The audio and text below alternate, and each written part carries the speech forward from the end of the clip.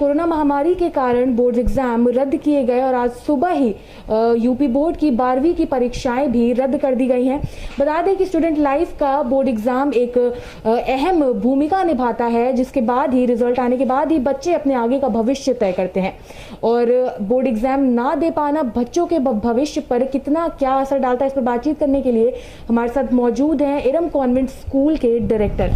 तो सर, किस हद तक बोर्ड कैंसिल करना तो ज़रूरी था, लेकिन बच्चों के भविष्य पर इसका क्या असर पड़ सकता है? देखिए, निश्चित रूप से इस समय देश और उत्तर प्रदेश खासतौर पे कोरोना की एक महामारी की सेकेंड वेव की चपेट में है। हालांकि अब केसेस काफ़ी कम हो गए हैं, लेकिन बहुत सारे पॉलिसी एडवाइज़र्स और एजुकेशनिस्ट का और सरकार में भी काफ़ी एक बड़े तबके का ये मानना था कि जिस तरीके से इमोशनल और फिज़िकल वेलबींग छात्रों की और उनके अभिभावकों की अफेक्टेड हुई है, उस समय उस परिप्रेक्ष्य में स्टूडेंट शायद अपने सुचारू रूप से परफॉर्म ना कर पाएँ एग्जामिनेशन को लेकर के।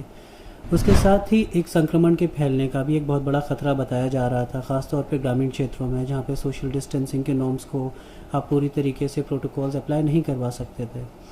ये बहुत प्लीजेंट सिचुएशन नहीं है, आइडियल सिचुएशन नहीं है। हम लोग चाहते थे कि सिचुएशन नॉर्मल हो जाती और जो मेरिटोरियस स्टूडेंट्स हैं जिन्होंने इतने साल से मेहनत की है वो एग्ज़ामिनेशन को दे पाते, लेकिन हम सरकार के फैसले को एक्सेप्ट करते हैं, ये भी एक सच्चाई है। अब आने वाले इसके बाद के जो बिंदु हैं उनके ऊपर गवर्नमेंट को अपनी पॉलिसीज़ डिसाइड करनी है। हालांकि क्लास 10th के एग्जामिनेशन को कैंसिल करने के बाद इतना बड़ा असर नहीं पड़ता स्टूडेंट के फ्यूचर को लेकर।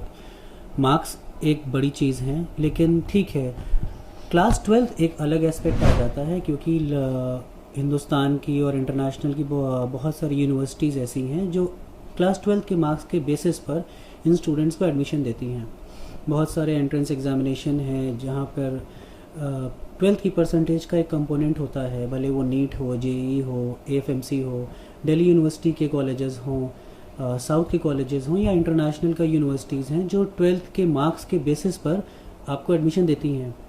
ऐसे स्टूडेंट्स के लिए अभी इस समय दिमाग में एक पशुपेक्ष की स्थिति है कि कैसा होगा। तो इस वक्त सरकार को एक ऐसी पॉलिसी पर भी काम करना पड़ेगा, उत्तर प्रदेश की सरकार को, कि वो नेशनल यूनिवर्सिटीज़ के साथ में मिलकर एक ऐसा मैकेनिज़्म तैयार करे कि क्या वो यूनिवर्सिटीज़ अपना अलग से एंट्रेंस लेंगी, कैसा कट ऑफ तैयारी होगी, या इंटरनेशनल अगर कोई स्टूडेंट यहाँ से जाता है, विदेश में पढ़ना चाहता है, तो उत्तर प्रदेश में पासिंग सर्टिफिकेट को लेकर के उसके भविष्य का क्या होगा।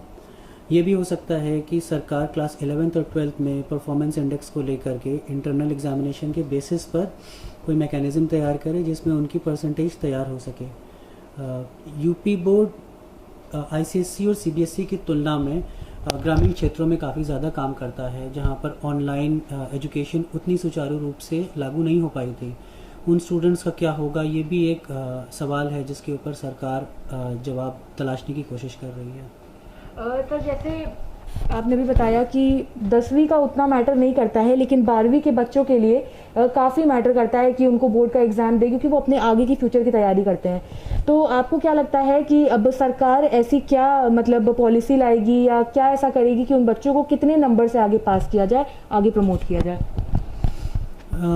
जाहिर सी तो बात है, अगर क्लास 11th और 12th के इंटरनल के बेसिस पर 12th की परसेंटेज डिसाइड होती है, तो जो स्टूडेंट्स मेधावी रहे हैं कंसिस्टेंटली तौर पे और स्कूल में रेगुलर रहे हैं, ऑनलाइन क्लासेस के लिए रेगुलर रहे हैं, जिन्होंने प्री बोर्ड्स दिए हैं, उन स्टूडेंट्स का अहित वैसा नहीं होना चाहिए। हालांकि कुछ परसेंटेज का फ़र्क पड़ सकता है। अक्सर हम देखते हैं कि इंटरनल एग्जामिनेशंस में स्टूडेंट की परफॉर्मेंस और उसकी फाइनल परफॉर्मेंस में थोड़ा सा वेरिएंस होता है। हो सकता है कि उसने पिछले 3 महीने में अच्छी तैयारी की हो, या किसी अनफॉर्चुनेट रीज़न की वजह से वो अपने इंटरनल्स में उतना अच्छा परफॉर्म ना कर पाया हो। शायद ऐसे स्टूडेंट्स होंगे जिनका कुछ अहित हो जाए, लेकिन ये अभी देखना बाकी है।